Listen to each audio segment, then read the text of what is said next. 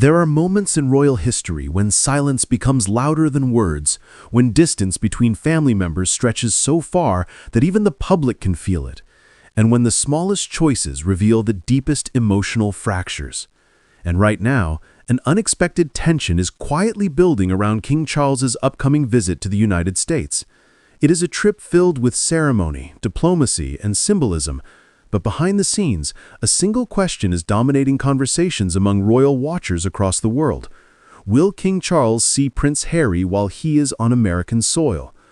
The hope among fans has been high ever since father and son shared a private 55-minute meeting at Clarence House earlier this year. Many believed that moment marked the beginning of a long-awaited reconciliation. But now, with the king preparing for a major state visit across the Atlantic, the answer appears far more complex and far more heartbreaking than anyone expected. Before we dive in, there's something I need to share with you. Over the past few days, thousands have watched these stories unfold, but most haven't subscribed. If you're one of them, I invite you now to join us. Subscribe to Crownverse so you never miss the next chapter in this unfolding royal history. For a moment, rewind to the quiet scene at Clarence House. Harry had flown in urgently after hearing about his father's health concerns, and the world watched closely as the two met behind closed doors. Their conversation lasted just under an hour, and although neither side revealed details, multiple insiders suggested the meeting ended on a hopeful note. The mere fact that they saw each other face to face after years of tension fueled by memoirs, interviews, accusations, and misunderstandings felt like a breakthrough. For many, it represented the first crack of light after a long period of frost. Fans wondered whether this could be the spark that would eventually thaw the ice between Harry and Charles.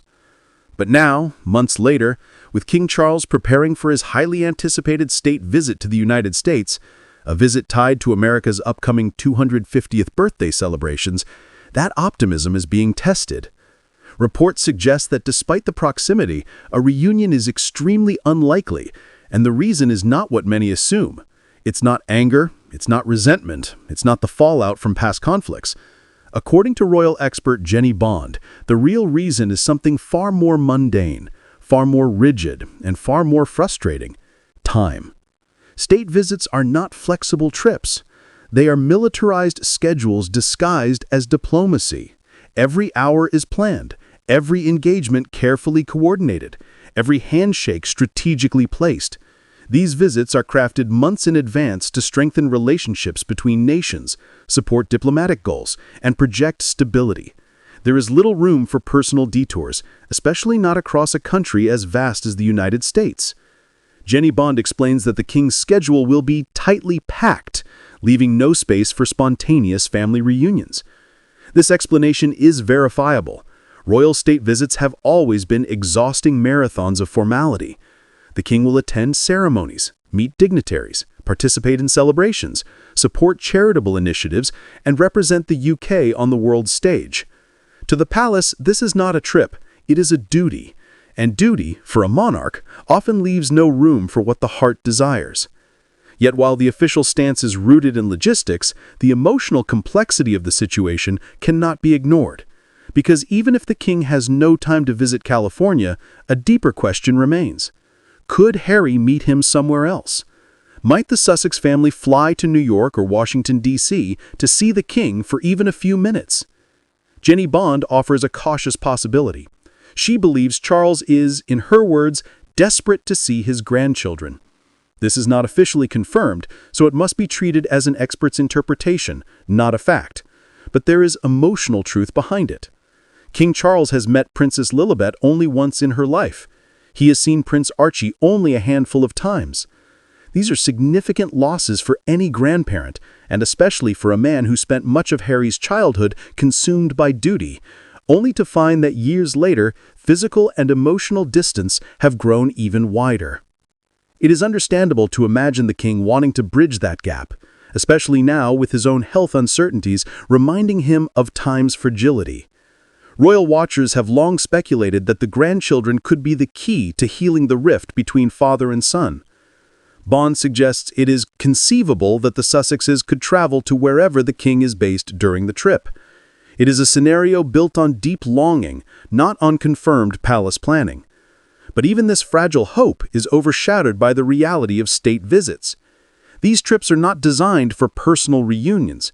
And even if Charles wished to carve out a moment for Harry, experts warned that doing so could overshadow the entire visit. A meeting would shift media focus away from the purpose of the trip and toward the spectacle of royal family reconciliation. Headlines would explode, pundits would speculate, every gesture would be scrutinized, and the diplomatic significance of the king's presence in America would be drowned beneath a wave of personal drama. This is why insiders believe the palace will avoid a meeting entirely, not to punish Harry, but to protect the trip's purpose. State visits are political performances. Nothing, especially not personal relationships, takes precedence. But this logic does little to comfort those who hoped for a symbolic reunion, especially because the emotional stakes are so high. Despite the tension between them, Charles and Harry remain father and son. No amount of royal protocol can erase that bond. Their relationship has been damaged by years of tension, but never severed. And in moments when the public glimpses a sliver of warmth, like that brief meeting at Clarence House, hope reignites.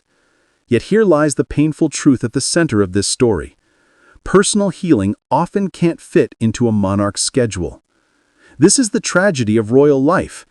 Charles may want to see Harry, he may want to see Archie and Lilibet, he may want to rebuild his family, but he is king. And kings do not travel freely. They travel with agendas, entourages, security, and protocols. They move according to national strategy, not personal longing. Still, some observers believe there might be a small chance, a remote one, that something unexpected could occur. Rumors, unverified and speculative, suggest that Charles's interest in seeing his grandchildren could motivate him to attempt a brief meeting if logistics align. But these remain possibilities, not plans. They are the kinds of whispers that float among insiders who analyze the emotional undertones of royal behavior but have no direct confirmation. The palace itself has been entirely silent about any possible reunion during the trip. And silence in the royal world is often more telling than words. It suggests no arrangement is being prepared. It suggests the king will remain focused entirely on the state visit. And it suggests that Harry is unlikely to enter the picture during this tightly choreographed journey. This is not the first time geography has kept them apart. Since Harry and Meghan moved to California, moments of connection have been rare and complicated. Harry's visits to the UK have been brief. His appearances at events have often been separate from the main royal gatherings. Meanwhile, his children have grown up thousands of miles away from the king, a painful reality for any grandparent, let alone one who has long carried the burden of putting duty before family.